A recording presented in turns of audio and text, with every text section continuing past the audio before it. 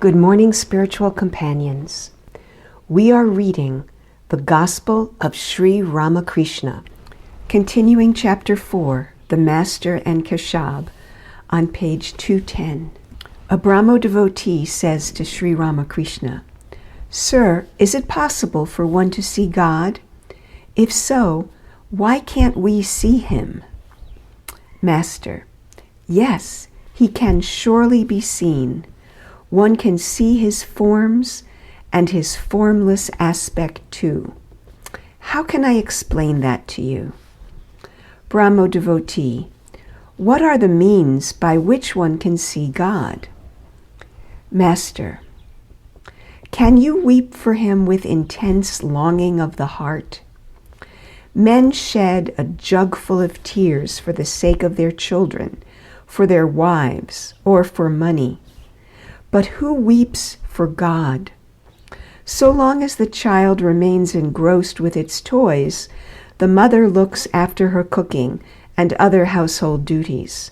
But when the child no longer relishes the toys, it throws them aside and yells for its mother. Then the mother puts the rice pot down from the hearth, runs in haste, and takes the child in her arms. Brahmo devotee: Sir, why are there so many different opinions about God's nature? Some say that God has form, while others say that he is formless. Again, those who speak of God with form tell us about his different forms. Why all this controversy? Master: A devotee thinks of God as he sees him. In reality, there is no confusion about God. God explains all this to the devotee if the devotee only somehow realizes him. You have not set your foot in that direction. How can you expect to know all about God? Listen to a story. Once a man entered a jungle and saw a small animal on a tree. He came back and told another man that he had seen a creature of a beautiful red color on a certain tree. The second man replied, "When I went into the jungle, I too saw that animal. But why do you call it red? It is green." Another man who was present contradicted them both and insisted that it was yellow. Presently others arrived and contended that it was gray, violet, blue, and so forth, and so on. At last they started quarreling among themselves. To settle the dispute, they all went to the tree. They saw a man sitting under it. On being asked, he replied, "Yes, I live under this tree, and I know the animal very well. All your descriptions are true. Sometimes it appears red, sometimes yellow. At other times blue, violet, gray, and so forth. It is a chameleon, and sometimes it has no color at all. Now it has a color, and now it has none." In like manner, one who constantly thinks of God can know his real nature. He alone knows that God reveals himself to seekers in various forms and aspects. God has attributes. Then again, he has none. Only the man who lives under the tree knows that the chameleon can appear in various colors, and he knows further that at times it has no color at all. It is the others who suffer from the agony of futile argument. Kabir used to say, "The formless absolute is my father, and God with form is my mother." God reveals himself in the form which his devotee loves most. His love for the devotee knows no bounds. Yours is the path of bhakti. That is very good. It is an easy path. Who can fully know the infinite God? And what need is there of knowing the infinite? Having attained this rare human birth, My supreme need is to develop love for God's lotus feet. If a jug of water is enough to remove my thirst, why should I measure the quantity of water in a lake? Suppose a man gets drunk on half a bottle of wine. What is the use of his calculating the quantity of wine in the tavern? What need is there of knowing the infinite? The various states of the Brahmayani's mind are described in the Vedas. The path of knowledge is extremely difficult. One cannot obtain jnana if one has the least trace of worldliness and the slightest attachment to woman and gold. This is not the path for the Kali Yuga. The Vedas speak of 7 planes where the mind can dwell. When the mind is immersed in worldliness, it dwells in the 3 lower planes, at the navel, the organ of generation, the organ of evacuation. In that state, the mind loses all its higher visions. It broods only on woman and gold. The 4th plane of the mind is at the heart. When the mind dwells there, one has the first glimpse of spiritual consciousness. One sees light all around. Such a man, perceiving the divine light, becomes speechless with wonder and says, "Ah, what is this? What is this?" His mind does not go downward to the objects of the world. The 5th plane of the mind is at the throat. When the mind reaches this, the aspirant becomes free from all ignorance and illusion. He does not enjoy talking or hearing about anything but God. If people talk about worldly things, he leaves the place at once. The 6th plane is at the forehead. When the mind dwells there, the aspirant sees the form of God day and night. But even then, a little trace of ego remains. At the sight of that incomparable beauty of God's form, one becomes intoxicated and rushes forth to touch and embrace it. But one does not succeed. It is like the light inside a lantern. One feels as if one could touch the light, but one cannot on account of the glass. In the top of the head is the 7th plane.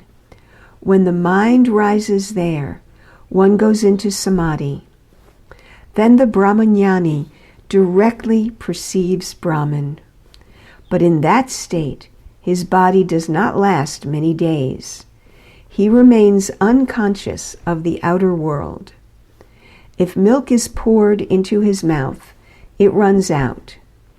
Dwelling on this plane of consciousness, he gives up his body in 21 days. That is the condition of the Brahmajnani.